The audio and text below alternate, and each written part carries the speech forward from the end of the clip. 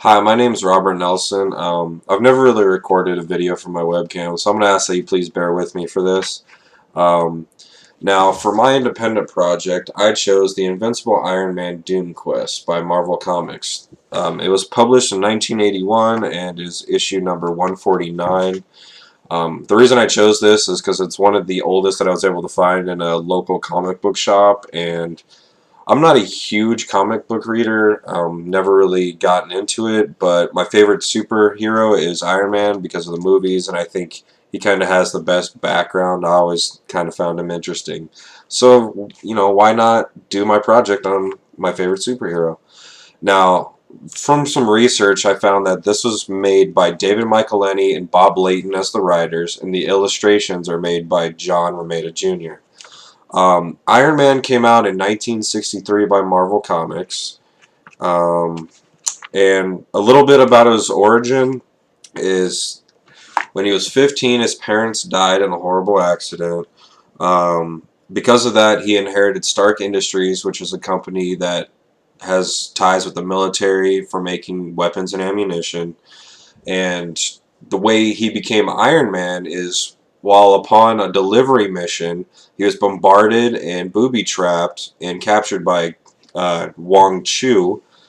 In that process, he had a piece of shrapnel lodged in his chest, which was very close to his heart, and the only way he was saved was by a magnet. And while he was captured, he was told that he's supposed to be reproducing his weapons to be used by Wong Chu.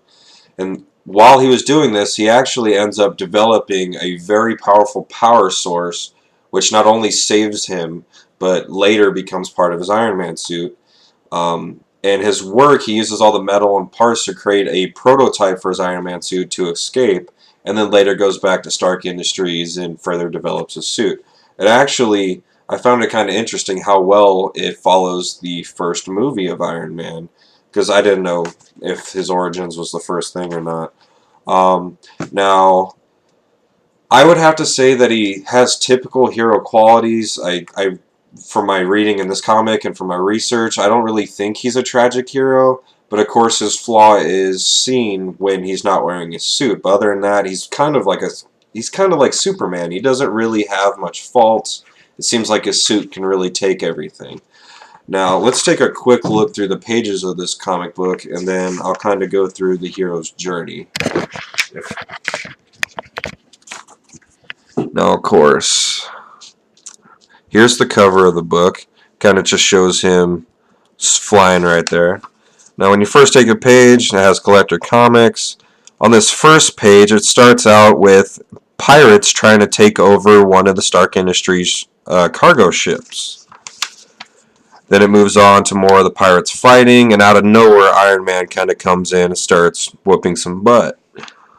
Now, pirates are like, oh my god, we gotta fight Iron Man. Iron Man's telling them that they should surrender, and eventually Iron Man kind of overpowers them and tells the captain of the ship to go ahead and turn it around and report this to the Coast Guard. Of course, we got another advertisement for Bubble Yum.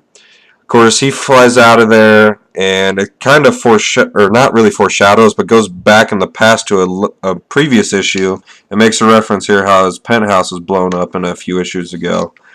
Now, he has a meeting that he's going to, so he changes out of his suit. Upon the meeting, he finds out that Stark Industries is selling weapons to Latveria, which is apparently Doctor Doom's previously established headquarters. On this side, he gets mad at the guy who told him that Stark Industries already established that they're not going to sell to places like this, and fires the man.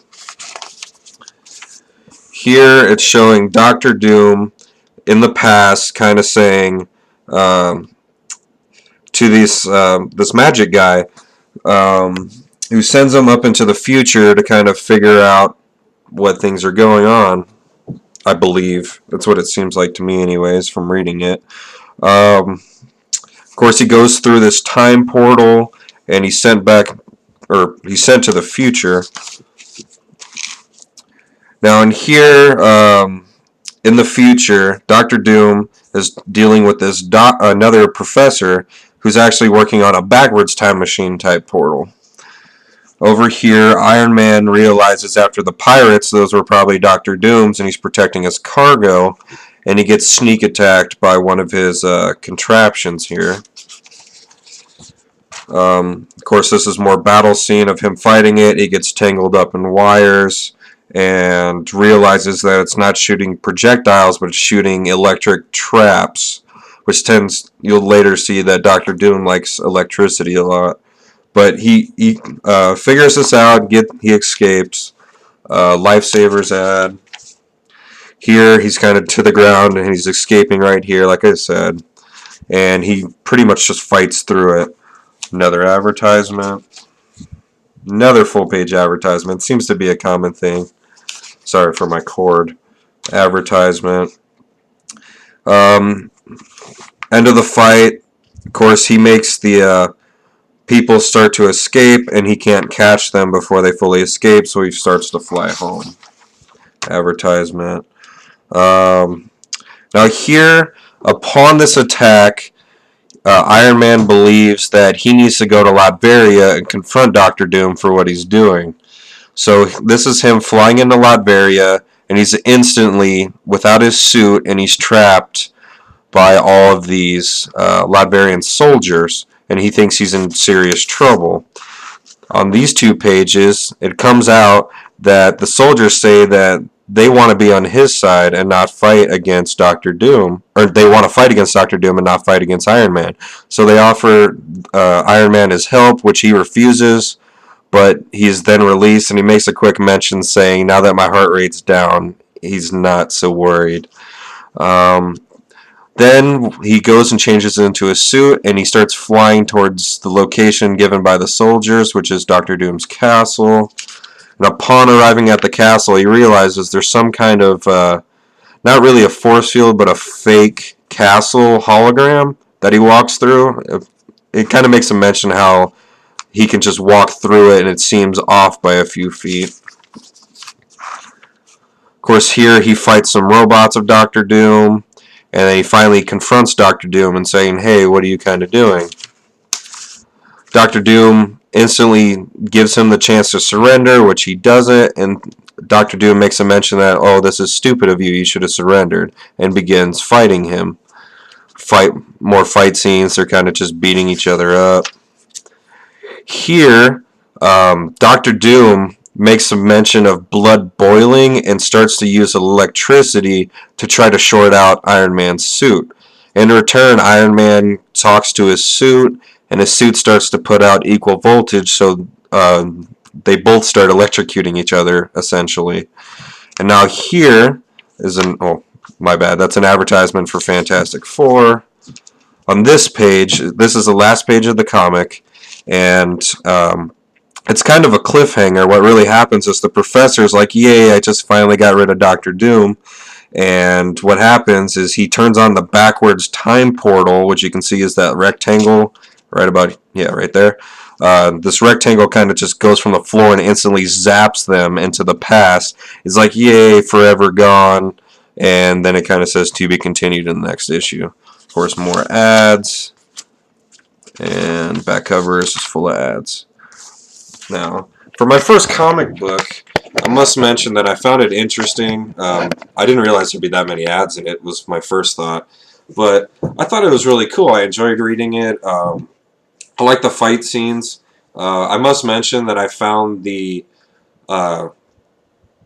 notion that it follows the code that we read about in the last lesson very well. I didn't know that would be enforced still in the 80s. I thought that was more of a 50s and 60s thing. But there's no excessive violence. There's no illicit stuff at all in this comic. The worst you get is maybe some lasers and some hints at explosion. That's about it. Now, as far as his hero's journey, like I said, he's a typical hero. His call to adventure, I would say, in this comic would be the weapons being sold to Latveria kind of gives him notice of it. The refusal is him kind of not attacking Doctor Doom, but more protecting his goods.